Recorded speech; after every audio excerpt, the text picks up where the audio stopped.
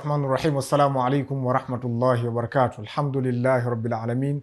Wassalatu wassalamu ala ashrafil anbiya wal mursalin wa ala alihi wa sahbihi ajmain, amma ba'd. Karibu mtazamaji wa Rapta TV katika kipindi chetu cha Door of Knowledge. Utakuwa nami leo Ustadh Maalim Ibn Omar. Kama kawaida, sitokuwa peke yangu, nitakuwa naye el Ustadh Haddad Ibn Adam ambaye leo atakwenda kutusomesha kuhusiana na nyakati ambazo zimekatazwa kuswali ndani yake. Nyakati hizo ni zipi? Tunaye Ustadh Haddad ambaye atatupitisha katika somo hilo. Naam, karibu Ustadh Haddad. Bismillahirrahmanirrahim. Alhamdulillahi alladhi khadhat lahu ar-riqabu al-jababirati sughra wa ahata bihawadithi ad-dunya wal akhirati khubra wa ja'ala likulli ma dhara'a min khaliqatihi qadara. Wassalatu wassalamu ala rasulillah Muhammad ibn Abdillah sallallahu alayhi wasallam wa ala alihi wa sahbihi ajma'ina, amma ba'du. Langu jina ni Al-Haddadi Adam. Nashukuru sana Al-Habibi Al-Sheikh Maalim kunikaribisha katika kipindi hiki, lakini kuniomba niweze kulijibu swali ambalo umeuliza. Kama ambavyo tunafahamu, nyakati zile ambazo zimethibitishwa katika Qur'ani Al-Karim kwamba nyakati zile ni kwa ajili ya sala za faradhi. Maana yake yule mwenye kukiuka kwenda tofauti, basi atakuwa amekiuka agizo na amri ya Allah subhanahu wa ta'ala. Sasa swali, je, kuna nyakati zingine ambazo pengine nje na nyakati zile ambazo Allah subhanahu wa ta'ala kazithibitisha? Je, kuna nyakati ambazo hazifai na ni haramu kusali?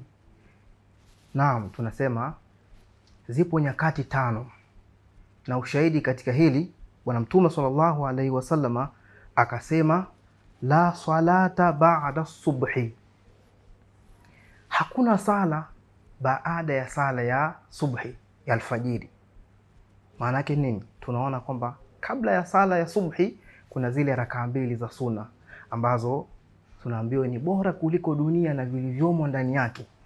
Lakini baada ya pale tunaona hata leo iko hivyo hivyo, kwamba mtu akisali baada ya subhi hakuna sunna ya baadia.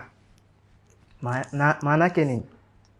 Maana yake ni kufuata agizo la Allah subhanahu wa ta'ala pamoja na agizo la Bwana Mtume sallallahu alaihi wasallam. La salata, hakuna sala, lakini kuna wengine wametafsiri kwamba haisihi na ni haramu kusali baada ya sala ya subhi. Kwa hiyo wakati huo ni wakati wa kwanza kabisa katika zile nyakati 5 ambazo tumekatazwa na Bwana Mtume sallallahu alaihi wasallam. Je, wakati huo ni endelevu na ni mpaka muda gani ndo iwe sasa ni sahihi wewe kusali?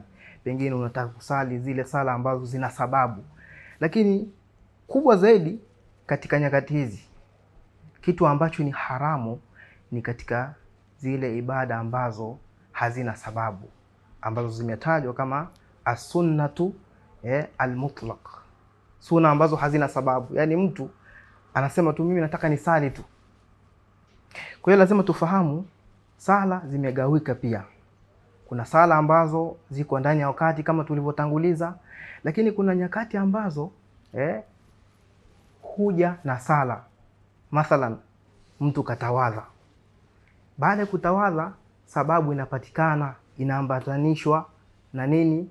Na sababu ile. Bimaana kuna sunna ile ya udhu, kama alivyoelekeza Bwana Mtume sallallahu alaihi wasallam kwamba mtu akishachukua udhu kuna sunna ya udhu. Kwa hiyo sasa pengine ndio muda huo ambao ni haramu, si ndivyo?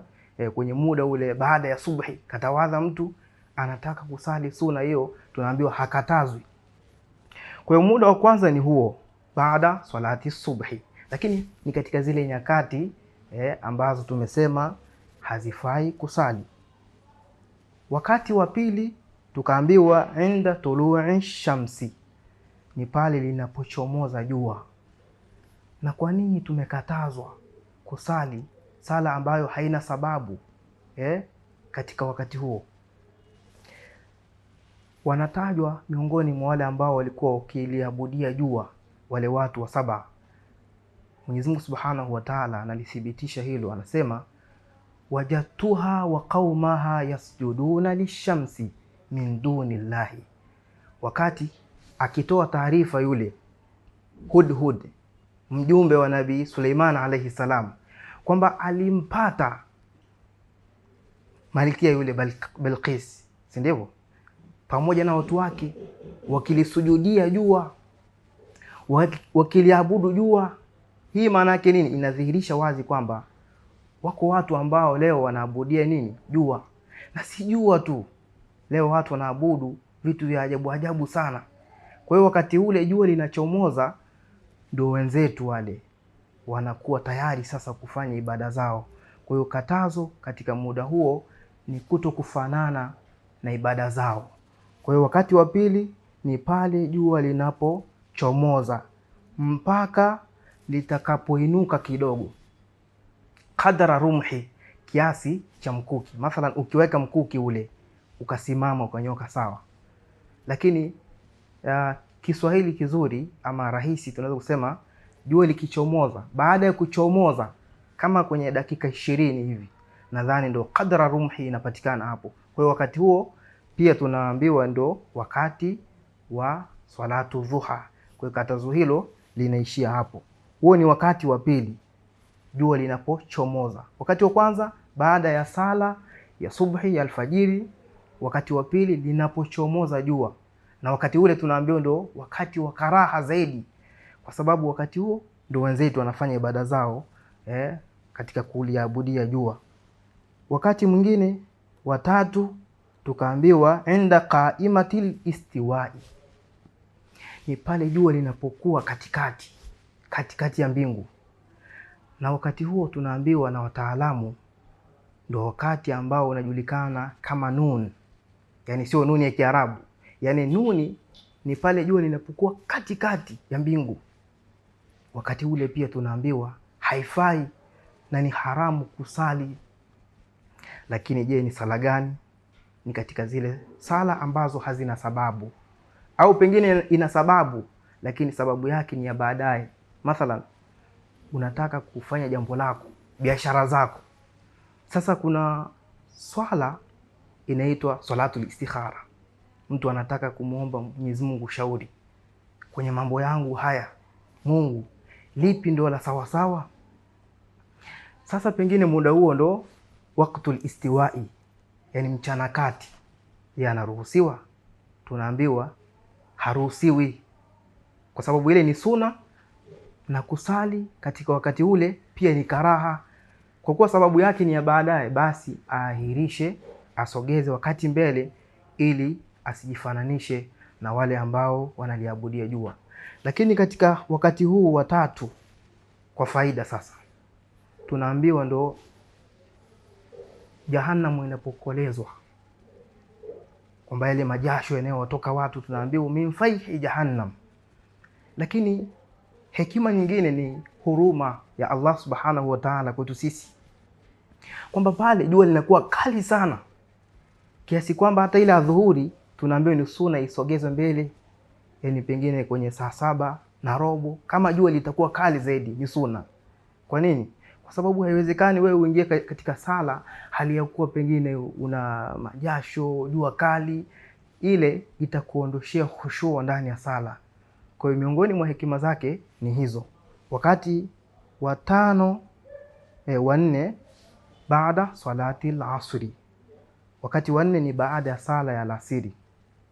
Naam alhabibi maalim, wapo baadhi yetu leo wamejiwekea ada na mazoea kwamba hawataki kusali sala ya alasiri ambayo inajulikana kama fardhu aini, wanaanza na kusalia jeneza. Wanaona kwamba kusalia janaza ndio kipaumbele zaidi. Kumbe tunaambiwa kwanza jiombee wewe, kwa sababu sala ni dua, sala ni maombi. Kwa hiyo anza wewe kwanza, kisha umnufaishe mwingine. Maana yake nini sasa? Katika wakati huu wa 4 baada ya sala ya alasiri, tunaambiwa hata kusalia jeneza pia tunatakiwa tusogeze mbele kidogo. Lakini baadhi yao katika maulama wanasema unatakiwa uanze na sala ya al-asri ambayo ndio fardhu aini. Na tukija katika kufafanua hii jeneza sala yake ni nini, ni sala ya fardhu kifaya. Maanake hata ukifanya baadhi yao tu katika waumini basi inatosha. Wakati wa mwisho tunaambiwa ni inda ghurubi shamsi, ni pale jua linapokwenda kuzama, yani jua linapoelekea katika kuzama. Wakati ule pia tunaambiwa ndio ashaddu, yani ukaraha ule, kama ni uharamu unakuwa ni zaidi. Kwa nini? Kwa sababu wakati ule kuchomoza jua wenzetu ndio wanajiandaa kuliabudia hilo jua, lakini pale linapozama pia ndio wanalienzi kwamba Mungu wao anazama hivyo au anapotea. Kwa hiyo wakati ule pia tumekatazwa sisi Waislamu kusali sala ambazo hazina sababu. Tumezivua zile sala ambazo zenye sababu. Lakini hata kama zina sababu pia wakapendekeza tuahirishe, tuzifanyie katika nyakati zingine. Jua likizama basi ule uharamu tunaambiwa utakuwa umeisha. Mwisho kabisa tunaambiwa inna hadhihi al-awqat naha anha an-nabiy sallallahu alayhi wasallam, katukataza bwana Mtume sallallahu alayhi wasallam. Kwa nini? Kubwa zaidi tusifanane sisi na wao. Lakini jambo lingine tunaambiwa wayustathna minha as-salawatu, yani tunapofafanua kwamba katika nyakati zile 5 haifai kusali. Inaweza katokea kwamba mtu hajasali subhi, na niliwahi kumsikia mtu anasema hivyo, bwana mimi nilifundishwa sala ya subhi ikikupita, pengine umeghafilika umelala, basi baada ya swala ya subhi au kuchomoza jua hairuhusiwi tena. Tunamwambia hapana, sala ya subhi ni lazima iswaliwe, haijalishi ni kwenye wakati ule wa kwanza kabisa baada ya salatu subhi, au wakati jua linapochomoza, au jua pale linapokuwa katikati ya mbingu. Maadamu uliwacha sala ya fardhi, basi wewe ni lazima kulipa. Kwa hiyo hizi ndio sababu ambazo zimetajwa na maulamaa katika uharamu wa kusali sala hizo zisizokuwa na sababu, na hata zile ambazo zenye sababu, pengine sababu ya baadaye, basi inakuwa ni hivyo. Naam. Asante sana Ustadh Haddadi kwa kutupa faida kubwa ya ilmu hiyo ambayo tulikuwa hatuna, pamoja na watazamaji wetu wamepata faida kubwa sana. Lakini tunalo swali hapo kutoka kwa mtazamaji wetu kutoka kule katika nchi ya Kenya, anaitwa Muhyiddin. Huyu yeye anauliza kuwa je, inajuzu kuswalia swala ya maiti, yani inajuzu kuswali swala ya maiti katika zile nyakati 5 zilizokatazwa? Yani maiti wetu ama tumepata musiba marehemu wetu katika zile nyakati sasa ambazo zimekatazwa ulizotueleza, tunaweza kumswalia maiti wetu? Ndio swali la mtazamaji wetu kutoka katika nchi ya Kenya. Na swali zuri, lakini pia niseme tu pongezi ziende kwa Kenya. Yani kama wenzetu kutoka Kenya pia wamekuwa ni sehemu ya kufuatilia darasa zetu, tunashukuru alhamdulillah. Naam, tunasema ushahidi upo. Hadithi iliyopokewa na Uqba ibn Amir radhiallahu anhu anasimulia kuwa bwana Mtume sallallahu alaihi wasallama amesema 3 saati, kuna nyakati 3. Hizi zinahusishwa katika nyakati tu, na kuna ibada zile zinahusishwa na sala zenyewe kama ilivyo kwenye subhi na al-asri. Kwa hiyo bwana Mtume sallallahu alaihi wasallam anathibitisha 3 saati, nyakati 3. Ametukataza bwana Mtume sallallahu alaihi wasallam kusali ndani yake sala zile ambazo hazina sababu. Lakini wa an naqbura fihinna mautana, na kuwazika maiti zetu. Sasa pengine imetokea kama alivyouliza mwenzetu huyu katika imani, je, wakati huo sasa pengine ndo katika zile nyakati 5, pengine si baada ya alasiri, maana tumeshazoea kwamba maiti lazima azikwe alasiri tu. Sheria haiko hivyo. Pengine imetokea sasa amefariki asubuhi, na tunaambiwa na bwana Mtume sallallahu alaihi wasallam katika mambo ambayo yanatakiwa kufanyiwa haraka ni pamoja na hili. Je, ndio tusimzike? tumwache hivi hivi kwa sababu tuko katika nyakati ambazo zimeharamishwa? Tunasema hapana. Lakini halikadhalika jamhurul ulama wanathibitisha ya kwamba inafaa. Kwa nini?